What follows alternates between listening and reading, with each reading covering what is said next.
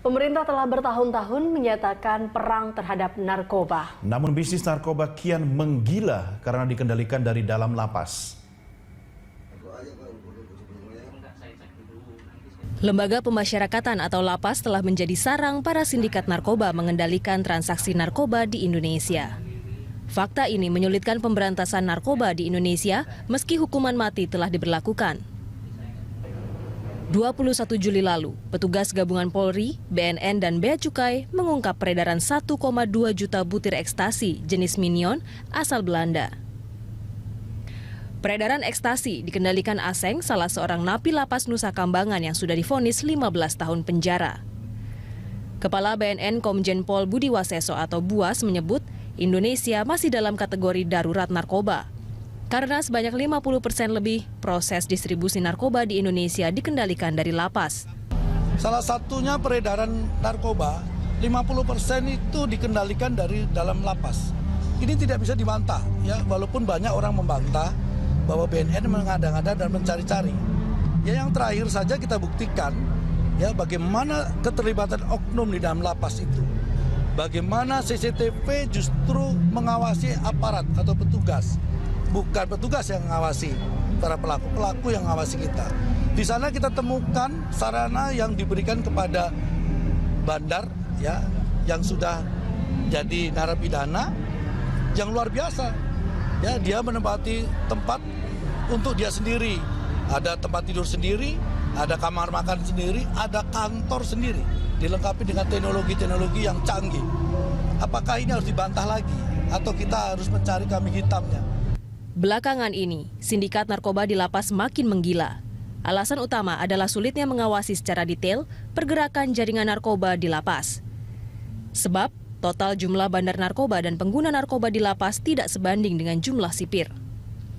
Total jumlah narapidana narkoba sebanyak 84.000 orang, sementara jumlah sipir hanya 15.400 yang tersebar di 522 lapas.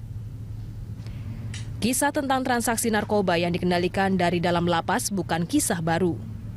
Bandar besar yang mendekam di lapas dan bertahun-tahun mengendalikan transaksi narkoba juga sudah diketahui Polri dan BNN. Misalnya Freddy Budiman. Freddy dihukum mati pada tahun 2016. Ia diduga menjadi operator bisnis narkoba bernilai triliunan rupiah. Nama lain yaitu Poni Chandra yang mengendalikan bisnis narkoba dari lapas Nusa Kambangan. Poni disebut memiliki 32 rekening sebesar 2,8 triliun rupiah dari hasil bisnis narkoba. Berikutnya sang importir narkoba asal Tiongkok, Akiong. Dari dalam lapas, Akiong mengendalikan impor ekstasi dari Tiongkok sebanyak 1,4 juta butir.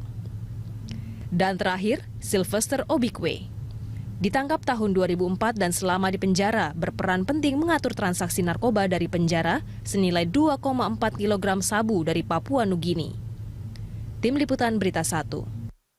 Pemirsa, Balai Laboratorium Narkoba BNN menemukan 56 narkoba jenis baru atau New Psychoactive Substances yang saat ini beredar luas di Indonesia. Dari 56 NPS tersebut, 43 diantaranya telah diatur dalam Peraturan Menteri Kesehatan Nomor 2 Tahun 2017 tentang perubahan penggolongan narkotika. Berikut daftar nama narkoba jenis baru yang dirilis BNN.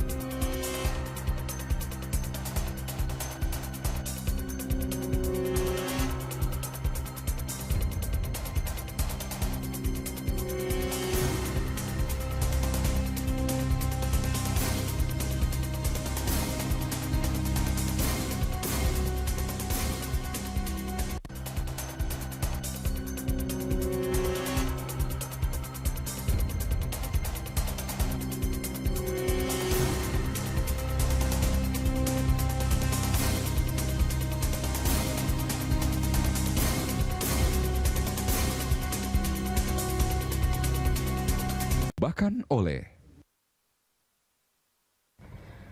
Pemirsa, Indonesia telah dibanjiri narkoba jenis baru. Badan Narkotika Nasional atau BNN menyebut narkoba jenis baru yang telah beredar di Indonesia sebanyak 56 jenis. Narkoba jenis baru ini belum diatur dalam peraturan Menteri Kesehatan.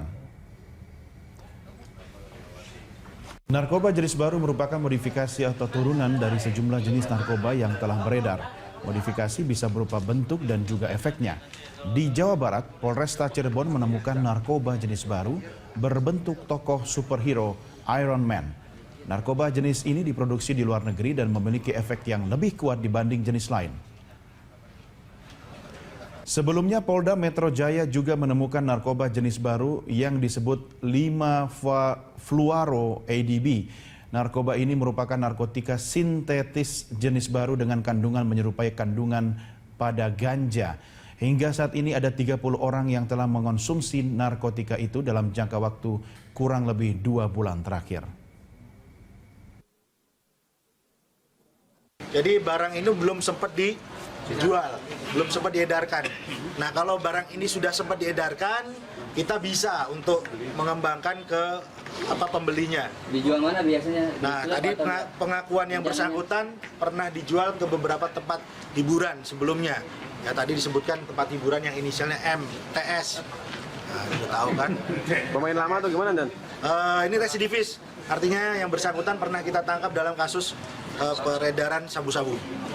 Baru belinya di mana? Jakarta. Berapa harganya satu butir? Kamu kulaannya berapa satu butir? 200.000. Kamu jual berapa? Ya, rencana 300. Berarti keuntungan per butir 100. Iya.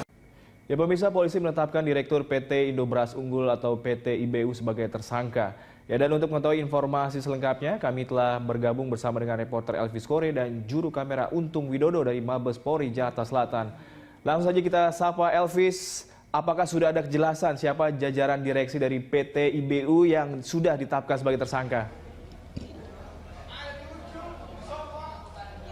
Baik Sakti, memang rencananya siang nanti akan disampaikan rilis resmi dari update kasus mafia beras dari PT Indobras Utama. Memang sampai saat ini memang kami belum mendapatkan data yang pasti. Tadi memang kami sempat menanyakan kepada Pak Martinus begitu. Memang dikatakan bahwa siang hari ini rencana akan disampaikan semua duduk perkara dan juga siapa-siapa yang terlibat dan juga akan penetapan status tersangka kepada rencananya nanti akan disampaikan siang nanti. Dan juga nanti rilis ini akan disampaikan oleh Direktur Tindak Pidana Khusus Mabes Polri, Brigjen Pol Agung Setia, yang selaku sebagai Wasatgas Pangan di lingkungan Mabes Polri.